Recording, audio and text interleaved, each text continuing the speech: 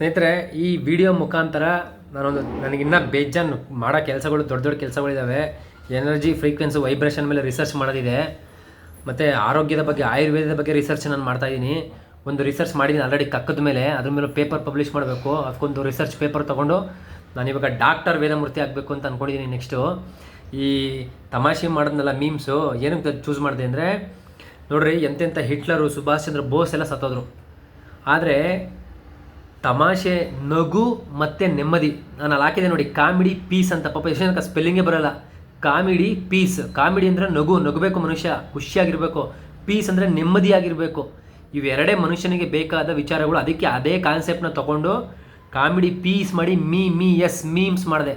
ಏನು ಮೀ ಅಂದರೆ, ಅಂದರೆ ನಮ್ಮನ್ನು ನಾವು ಅರಿತುಕೊಂಡ ಮೇಲೆ ಎಸ್ ಅಂತ ಅನ್ನೋದೇ ಮೀಮ್ಸ್. ಅರ್ಥ ಆಯ್ತಾ? ಎಲ್ಲರಿಗೂ ಧನ್ಯವಾದಗಳು.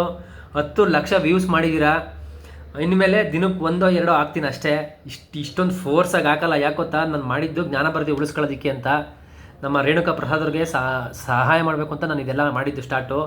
ನಿನ್ನೆ ಅವರಿಗೆ ಆ ಯೂನಿವರ್ಸಿಟಿಯವ ವಿ.ಸಿಗಳು ಪಾಸಿಗಳು ಫೋನ್ ಮಾಡಿ ಕರ್ಸ್ಕೊಂಡಿದ್ದಾರಂತೆ. ಒಂದು ಲಾಜಿಕಲ್ ಕನ್ಕ್ಲೂಷನ್ಗೆ ಇದು ಬರ್ತಾ ಇದೆ. ಸೊ ಮೋಸ್ಟ್ಲಿ ಅವ್ರಿಗೆ ನ್ಯಾಯ ಸಿಗುತ್ತೆ. ಅವ್ರ ಪೆನ್ಷನ್ ರಿಲೀಸ್ ಆಗುತ್ತೆ. ಜ್ಞಾನಭಾರತಿ ಕಾರ್ಡು ಉಳಿತದೆ. ತೇಜಸ್ವಿ ಸೂರ್ಯ ಅವರು ಅಭಯ ಹಸ್ತ ಕೊಟ್ಟಿದ್ದಾರೆ. ಈ ಕಾರ್ಡು ಉಳಿಸೋಣ, 100% ಉಳಿಬೇಕಿದು. ಏನೂ ಆಗಬಾರ್ದು. ಇದು ಪಾರಂಪರಿಕ ತಾಣ ಆಗ್ಬಿಟ್ಬೇಕಾದ್ರೆ ಕಾಂಪೌಂಡ್ ಹಾಕ್ಬಿಟ್ಟು ಬೀಗ ಹಾಕೊಂಬಿಡೋಣ ಬೇಕಾರೆ ಅಂತ ಹೇಳಿದ್ದಾರೆ. ಆಯಿತು, ಹಾಕೊಳ್ಳಿ. ಯಾರನ್ನೂ ಒಳಗೆ ಓಡಾಡೋಕ್ಕೂ ಬಿಡಬೇಡಿ. ಬೀಗ ಹಾಕೊಳ್ಳಿ, ಉಳಿಸ್ಕೊಳ್ಳಿ ಮರ ಕಾಡು ಅಂತ ಹೇಳಿದ್ದೀನಿ. ಧನ್ಯವಾದಗಳು.